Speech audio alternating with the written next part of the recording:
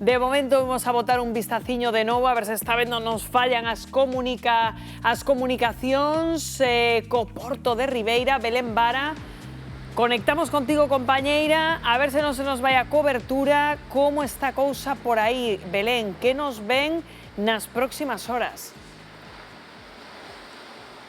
Pois sí, Rocío, máis ben que é o que non nos ven, porque vennos un pouco de todo, aí esa masa de aire frío dende Canadá, que a tensión pode chegar a ver neve hasta 400 metros, que igual nos neva incluso aquí en Currubedo, nunca se sabe por agora aquí en Currubedo. Neve non, pero xa vedes, moito mar, moito vento. Estou aquí con Fernando de Protección Civil. Que tal? Bo día, Fernando. Hola, bo día.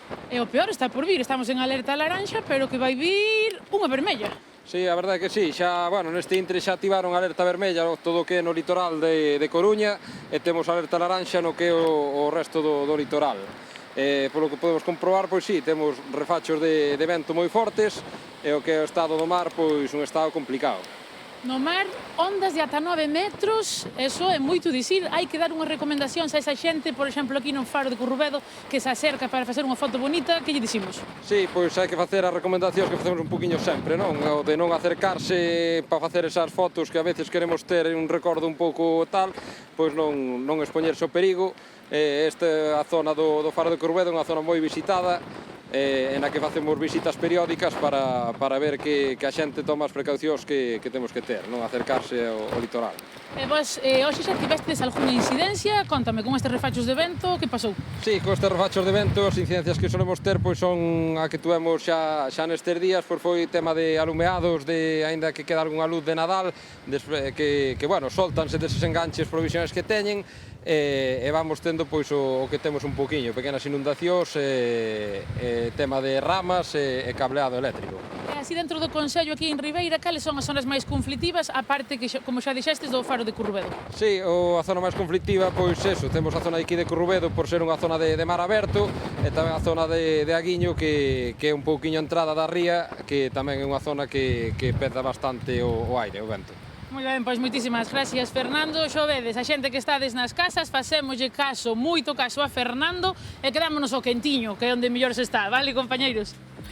Grazas, Belén. Pois efectivamente hai que facerlle caso a Fernando, María, porque últimamente estamos vendo como, claro, a beleza que nos proporciona tamén o mar nestes momentos. Precioso, pois pero algún lle invita a ir aí, facerse un selfie, en fin. Xo fomos aprendendo co tempo de que non nos podemos acercar, de que nada de acercarse aos muros, de que a foto faina de lonxe, mira pola tele, mira pola ventana, non te acerques.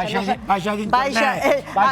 A nosa costa é moi brava, o noso tempo é moi duro, hai que aprender dos errores e apartarse do peligro. Sí, incluso xente que experimentada, incluso que poida saber facer surf, por exemplo, cousas así, pois precaución, non, nestes días. Sempre hai que, incluso os que se consideran expertos, hai que ter moito cuidado e non arrimarse. Eu sempre me lembro dun vídeo que se fixera viral de unha muller que fora á costa tamén por unha alerta de tsunami e dixera, non, ven porque viñen á costa porque dixeron que iba a haber un tsunami para velo. Claro, a ver que fai. Quería experimentar. Márchese daqui. Non era para velo porque nunca vi ningún. Nunca vi un tsunami. Non é o mellor. Nunca antes me levara ao mar, quería probar a ver como era. A ver si... Entón, por eso, de verdad, moita precaución, moito cuidado, especialmente estes días, así que, se pode, quedamos na casa, e se non, se hai que sair co coche, demais, moitísima precaución, moita distancia de seguridade entre os vehículos e a modo. Sen dúbida, sentidiño común nestes días, por certo, o menos común dos sentidos, o dicimos sempre, que non parece abundar moito agora mesmo